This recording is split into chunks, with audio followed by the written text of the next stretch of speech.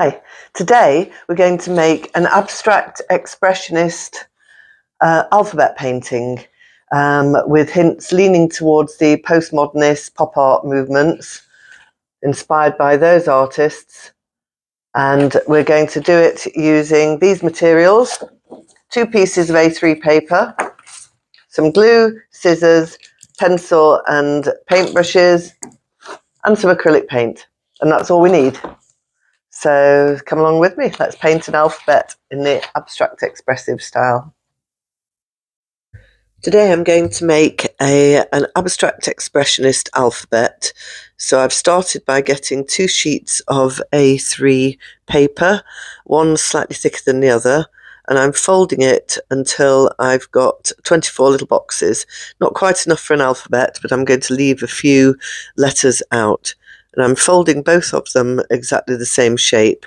And one of them is going to be the base layer, and one of them is going to be the layer that I cut out and collage on top of the other. So, and this way, each of the letters should be the same size as the corresponding box I'm going to stick it into. I've also cut out some tissue squares. I've got more than I need, and they're in different colours, multicolours, and instead of just putting one square on the background of each one, I'm cutting them up into different shapes and different colour combinations and placing them. These are again going to be the background. Now, in the finished piece, you probably won't be able to see them. They'll probably disappear, but they'll give it texture and they give it a base colour, and every now and again you get a bit of it popping through from underneath.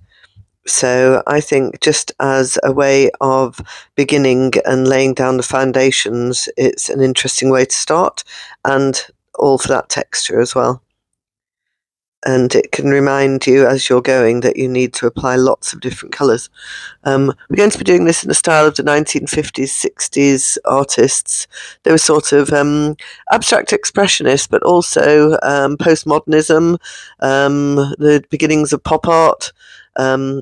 People like Robert Rauschenberg, Jasper, Twombly, and these people were the forerunners of this kind of art where they used collage and household objects. They used familiar things. In this one, this is the alphabet. Everybody knows the alphabet.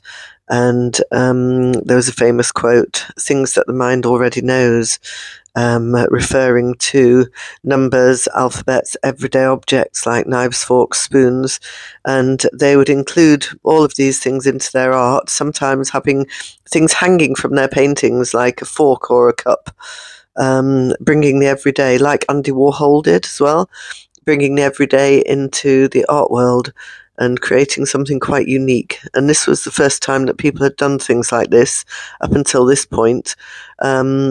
Apart from experiments with cubism, but up until this point, people hadn't really used household objects or everyday symbols in their art. So I've made the background. Now I'm drawing out the letters. I'm doing them big and bold so that you can see them clearly once they're covered in all different colours of paint. And this exercise is all about layering up paint. This is a lesson that I do with graphic art GCSE students, and graphic art is, there's a lot of lettering involved, and so I'm making really, really solid letters, something that will be easy to see through all the, I mean, they'll still be quite difficult to see. You won't even at first glance know that you're looking at letters. It will look like an abstract expressionist painting. But if you look closely, you'll see the letters. I'll do another one with numbers at some point as well. So I'm not doing all the letters. I've jumped from T to W, and that's because they're more interesting letters. The shapes of them are more interesting than U and V.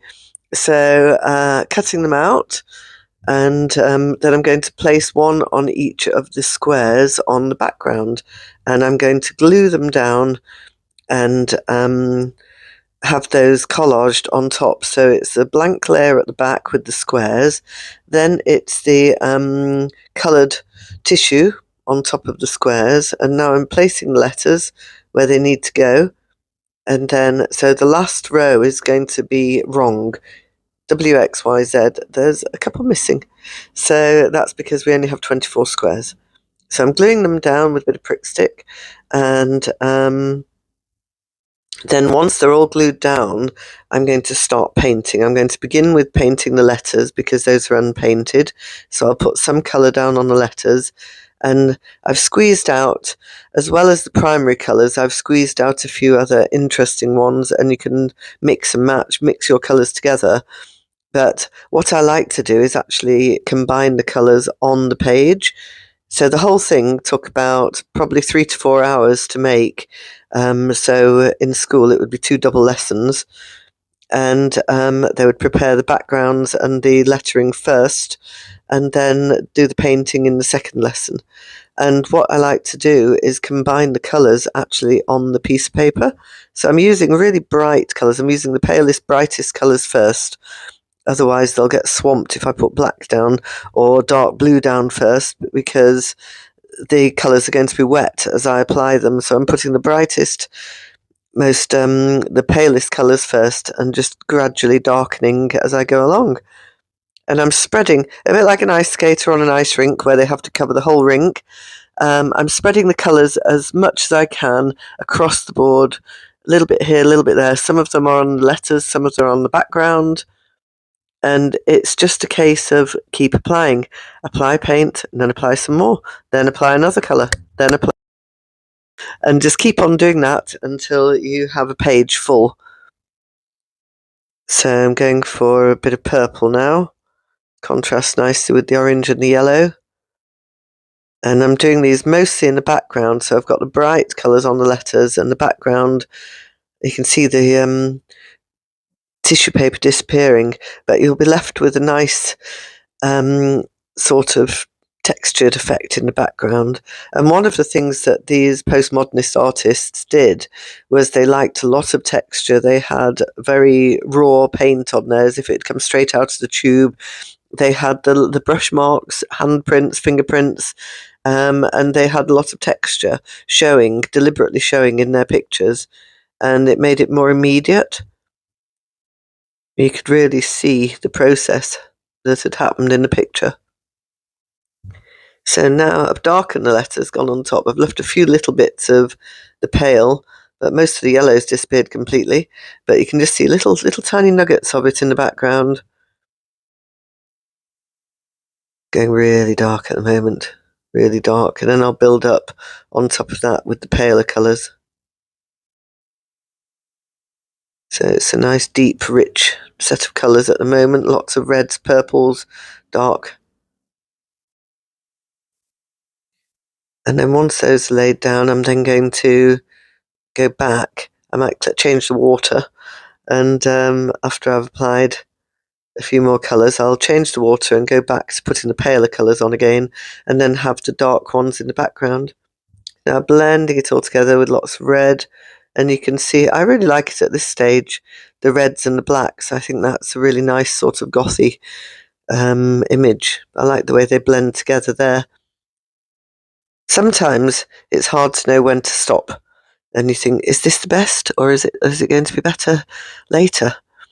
So I think this stage was a really nice stage, but to me it looked unfinished. So that's it. When it dries, it goes quite darker, a lot darker than the wet paint. So now I'm going back in with some white. So I let it dry for about a quarter of an hour, and luckily with acrylic paint it dries fast. Just enough time to make a cup of tea. Change the water again, so I can now put the pale colours back in. And just adding a few highlights. These will all disappear again once the other colours go on top, but there'll be hints of them left. There'll be hints of them left behind. So going in with the yellows now, all the highlight colours, because those letters have disappeared among the red and the black. So just bringing a little bit of notice back to the actual shapes and forms of the letters.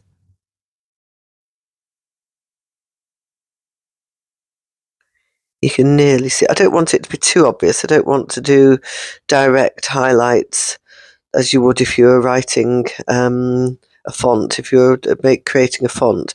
I just want to just show where those letters are so the eye will see and recognise the shapes of them, and then go back over them again with some more interesting colours. So I like the dark background. I like the way it's just lots of different shades of dark reds.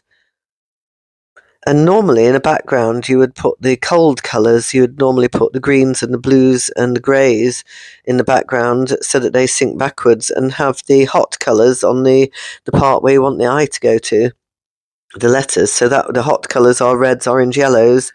You would normally place those in lettering on the letters so that they would pop and jump forwards from the blue background. But I've done it the other way around here, with the reds and the purples in the background and the blues and the greys on the top, on the surface. And so that sort of tricks the eye a bit. It makes it think, what's going on here? What's with this colour theory? This doesn't match normal colour theory. But it's good to mix things up a bit every now and again. Now I'm going in with the red again. This one's a metallic one though, so it won't pop. It'll just give a bit of shine to the picture afterwards.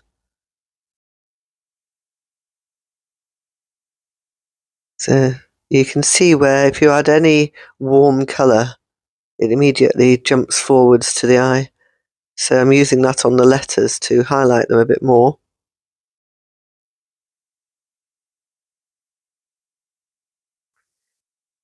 And I'll probably go over most of that, but it'll give it a metallic sheen underneath now, a bit of purple. Because there's still a lot of white on there, so I need to go over some of the white areas.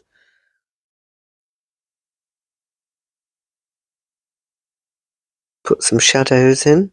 But I don't want it to be too obvious, as I was saying. I don't want deliberate shadows in all the right places. It's not about making the letter stand up. It's about creating a piece of graphic art with textured, painted letters that look like a piece of art, an actual abstract painting, rather than a set of letters. But then the eye notices what they are because it's something that the mind already knows. So the mind makes sense of what it's seeing after the first couple of seconds. At first it thinks it's seeing an abstract painting, and it's like, no, it's the alphabet.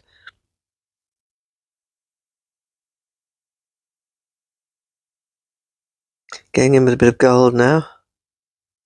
Again, just to add a little bit of pop. We want to make some parts of it pop out. It's like it's got a golden sun shining on it. Okay, so adding more and more layers. So I've added a red layer again on top, and now I'm splashing. I'm making the paint really, really wet, and I'm adding splashes, a little bit of what was he called? Can't remember the name of him. Jackson Pollock. A little bit of Jackson Pollock coming in. He was a lot earlier. He was like 30s, 40s, still going for quite a long time. But so adding a bit of a Jackson Pollock element to it as well, and messing it up a bit. So putting some darks into the background. So the letters are really standing forward. But remember, when it dries, those colours won't be as vibrant. They're reflecting the light at the moment in their wetness. And when they dry, they'll be matte. But I might varnish it afterwards to make it shine again. So I'm thinking it's almost ready now. It's got lots of different layers. And I'm literally just splashing, adding a bit of the Jackson Pollock effect. So we've got a combination of lots of different inspiration from lots of different artists here.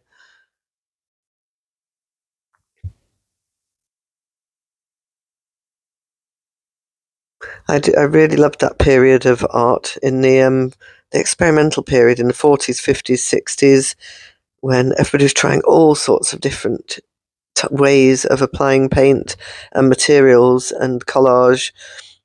Fantastically vibrant period of art history.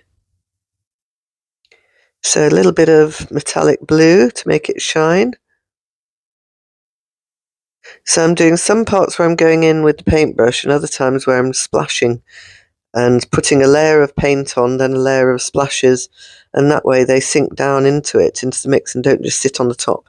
And now going in for a last little bit, some red and some yellow highlights, just to make some of the areas pop out. And I find this very pleasing to the eye. I find it very pleasing to make. It's such good fun to make. But I also really enjoy the process. And I really enjoy looking at it. I can sink into it for ages, just looking at all the different parts. And I really hope that people who look at it will also feel the same. So try making one yourself. I'm going to do another one at some point using numbers as well. So Abstract Expressionist or Postmodernist or Pop Art. It's a combination of all these different styles. And great for graphic arts GCSE. Here we go. Here's the finished piece.